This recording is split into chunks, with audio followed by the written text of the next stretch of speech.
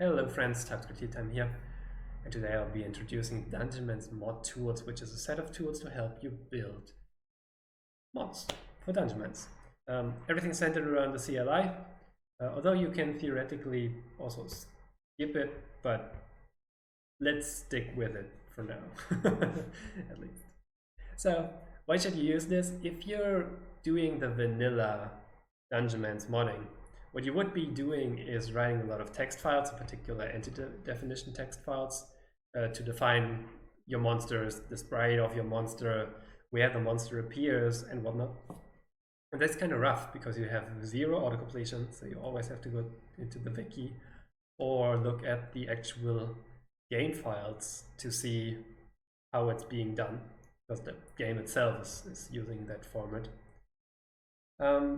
So the tools, the Dungeonmans mod tools, alleviate some of that pain by providing you autocompletion, type hinting, so you know that you have to provide a Boolean, for example, instead of a number, as well as you hover over the property and it gives you some documentation.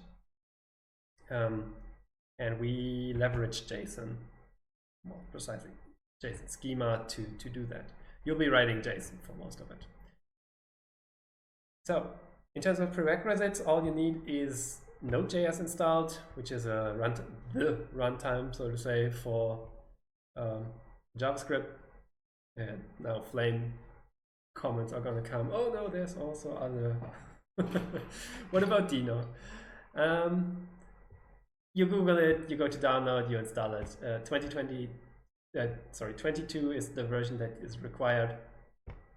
You can also use 24, most likely.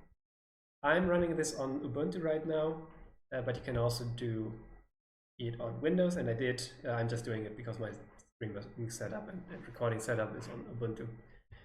When I did it on Windows, you can probably do it with WSL. I was using git bash to run these commands. Let's get started. So with Node installed, you also get this npx, and then we can create a new project. So inside the terminal, it doesn't have to be inside of VS Code. I just like VS Code, that's why I started in here.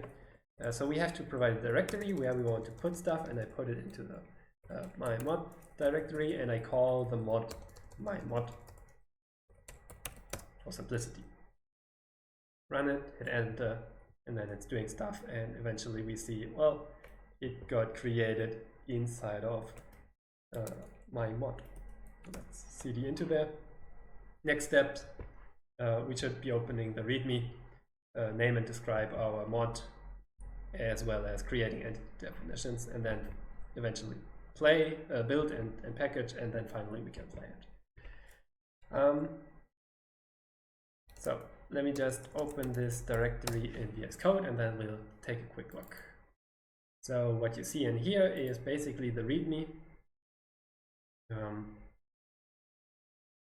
effectively saying create the JSON files inside the respective subdirectories, and the subdirectories are inside the source.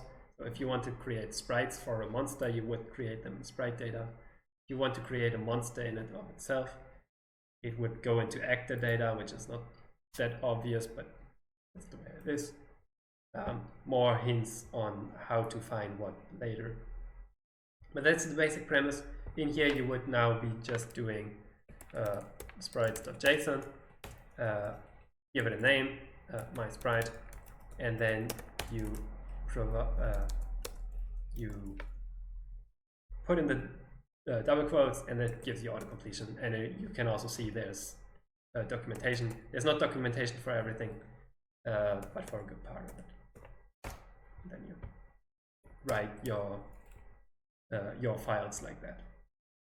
Next time we'll be looking at an actual example.